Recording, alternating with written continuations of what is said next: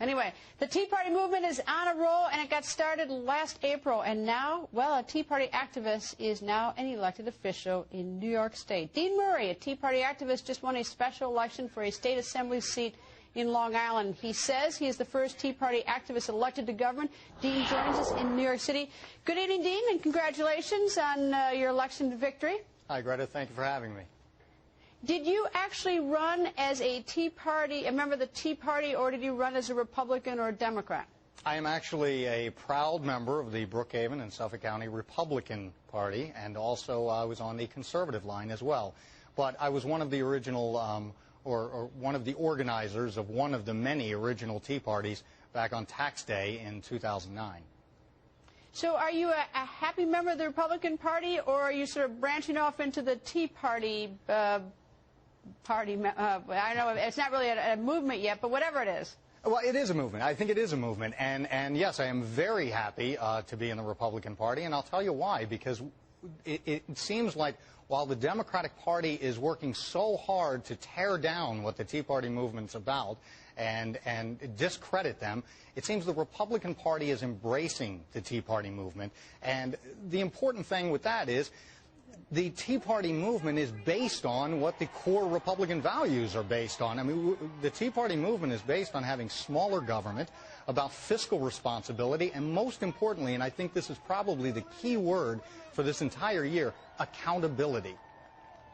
So what is the difference for you between being a part of the Tea Party movement and being a Republican? Why didn't you just run as a straight Republican, and why do you organize as part of the Tea Party movement and go to the events? Well, that's a great question. I think it's because the frustration of the Tea Party patriots, a lot of them are, you know, deep down, again, I have to say, they believe in the same core values as the Republican Party, but the frustration was the party seemed to be drifting away and getting away. And I think the people around the country, and what we're seeing now with the Tea Party patriots, is they want to get back to the basics. They want to get back to their core values, again, of the smaller government, fiscal responsibility, personal responsibility, and, of course, accountability to the voters.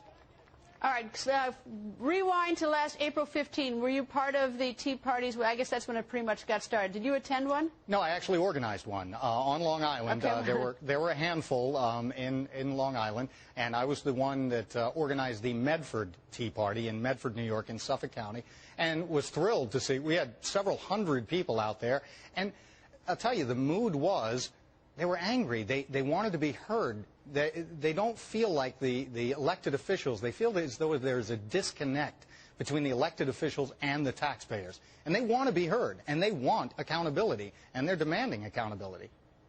All right, what is your occupation before you got involved in politics? I'm a small business owner. I own an advertising agency that publishes several, actually, free publications.